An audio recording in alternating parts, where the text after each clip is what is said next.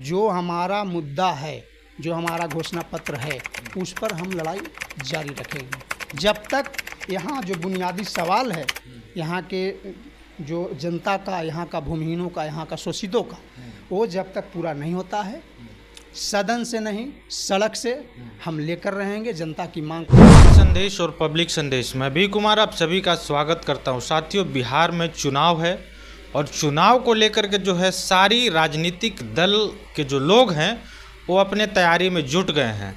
आज हम मौजूद हैं जहानाबाद में। हमारे साथ बातचीत करने के लिए समतामूलक संग्राम दल के प्रदेश प्रवक्ता आदेश चतुर्वेदी जी हैं। कल इनकी मीटिंग थी और इसी मुद्दे पे इनसे बातचीत करते हैं और ये जानने का प्रयास करते हैं कि किसको कहां से टिकट मिला। सबसे पहले तो स्वागत है नेताजी।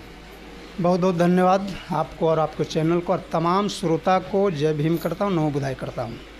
कल आपके पार्टी में किस को कहां से कैसे टिकट मिला, इसके बारे में थोड़ा हमारे दर्शकों को बताइए। देखिए, अभी आगामी चुनाव का तैयारी चल रहा है और जैसा कि हमारी पार्टी समतामूलक संग्राम दल का जो सोच है, विचार है, विचारधारा है, राष्ट्रीय अध्यक्ष साहब का निर्देश भी है कि हमारी पार्टी से जो उम्मीदवार होंगे, जो पार्टी के ही कार्यकर्ता होंगे, पदाधिकारी होंगे, नेता होंगे, तो कल हम लोगों का चुनावी जो तैयारी का समिति है जहानाबाद का, उसका मीटिंग था।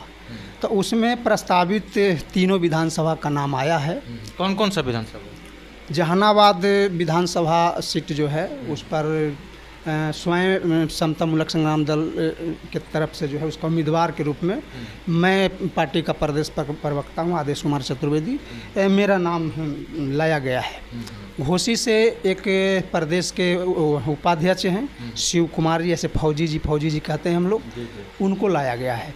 और मखदूमपुर विधानसभा सीट से जो बीते लोकसभा से जो उम्मीदवार रही पार्टी का, जिन्होंने चौथा स्थान जहानाबाद में लाई है, मिनता देवी, तो मखदूमपुर से उनको चुनाव लड़ाने का निर्णय नहीं कहिए, इस पर चर्चा किया गया है। निर्णय अभी होना बाकी है। निर्णय यहाँ के हमारे राष्ट्रीय अध्यक्ष जो हैं वो डिसाइड करेंगे। नाम आया है तीनों विधानसभा से। इस बार आपके हिसाब से क्या कुछ मुद्दा रहने वाला है चुनाव में, जिसको लेकर के आप जनता के बीच जाएंगे और चुनाव लड़ेंगे? बिल्कुल, हम लोग का पहला जो मुद्दा है, जो बिहार के अंदर में 65% लोग बेघर हैं, भूमिहीन हैं, उनका अहम मुद्दा को लेकर के हम लोगों ने लगातार 2023 से ही आंदोलन चला रहे हैं और उसका परिणाम भी मिला। अफरा तफरी में नीतीश जी जो हैं लॉलीपॉप देने की कोशिश कर रहे हैं। जहाँ तहाँ जो है झूठ है, वो कहीं कोई ज़मीन पर बात नहीं है। पर्चा देने के नाम पर शिविर लगा रहे हैं, बैठक करवा रहे हैं ताकि फिर से लोगों को ठगा जा सके। लेकिन समतामूलक संग्राम दल एक बार फिर कह दे रहा है, चुनाव भी खत्म होगा, ठीक है, लेकिन चुनाव के बाद भी हम लोग जो हमारा मुद्दा है, जो हमारा घोषणा पत्र है, उस पर हम लड़ाई जारी रखेंगे। जब तक यहाँ जो बुनियादी सवाल है, यहाँ के जो जनता का, यहाँ का भूमिहीनों का, यहाँ का शोषितों का, वो जब तक पूरा नहीं होता है, सदन से नहीं सड़क से हम लेकर रहेंगे, जनता की मांग को दिला कर रहेंगे। ये तो हुआ एक मुद्दा, और ये चर्चित भी मुद्दा है। इस पे आपने कई लड़ाई भी लड़ा है, इसमें कुछ सफलता भी मिला है। इसके अलावा और कौन से मुद्दा रहेंगे जिसको लेकर के आप जनता के बीच? और बहुत सा मुद्दा है कि निर्माण भवन जो होता है, समझ, भवन निर्माण, ठीक है, तो उसके अंदर जो कर्मचारी लोग होते हैं, इंजीनियर लोग होते हैं, जेई लोग होते हैं, वो सब सरकारी होते हैं। वहाँ प्राइवेट कौन होता है? तो वहाँ राज मजदूर होता है, राज मिस्त्री होता है। तो मेरा ये भी एक प्रमुख मांग है, सबसे पहला, कि अगर हमारा सरकार बना तो सबसे पहले जो राज मिस्त्री, राज मजदूर हैं, उसके सहित जितने भी ठेका पर खट रहे हैं मजदूर बिहार सरकार में, वो सभी को जो है सरकारी नौकरी में प्रावधान करने की गारंटी देता है समतामूलक संग्राम दल। अलावा है कि अभी गरीबी के हालत में गरीब के बाल बच्चे नहीं पढ़ पाते हैं। उनका जो छात्रवृत्ति था वो रोक दिया गया है। और मुद्दा है कि प्रमोशन में आरक्षण, हमारी सरकार आता है तो उसको भी गारंटी करेंगे।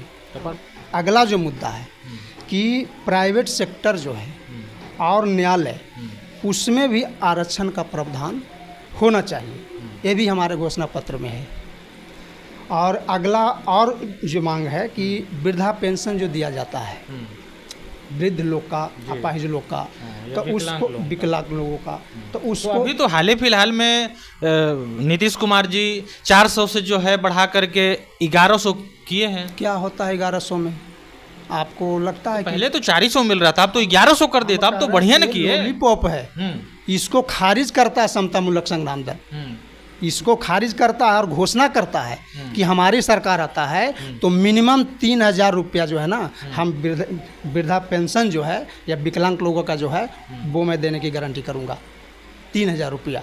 उसके बाद जो बेरोजगार है, शिक्षित बेरोजगार है, पढ़ लिख करके भटक रहा है, कहीं रोजी रोजगार नहीं है, अब मैंने रोजी रोजगार नहीं है, आत्महत्या करने पर मजबूर है, हाँ, मेंटली डिप्रेशन से, तो वो लोगों को भी हम लोगों ने प्रावधान रखा है कि 10,000 रुपया मिनिमम जो है बेरोजगारी भत्ता पर मंथ उसको देने का प्रावधान की गारंटी करता है समता मूलक संग्राम दल।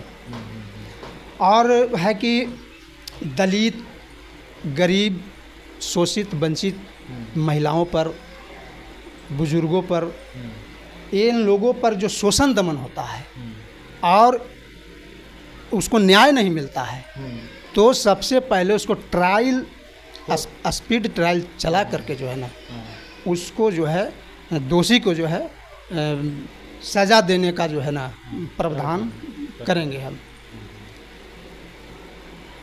और उसके अलावा और क्या क्या मुद्दा रहने वाले हैं? और है कि अभी देखिए कि इंदिरा आवास है, उसमें 1.5 लाख रुपया शायद मिलता है जी। एकरा में कौन कौन सेवक हैं, बीडीओ साहब हैं, उनका बंधा हुआ है, तो सबसे पहला करप्शन में ख़त्म करूँगा, पहला प्रावधान है।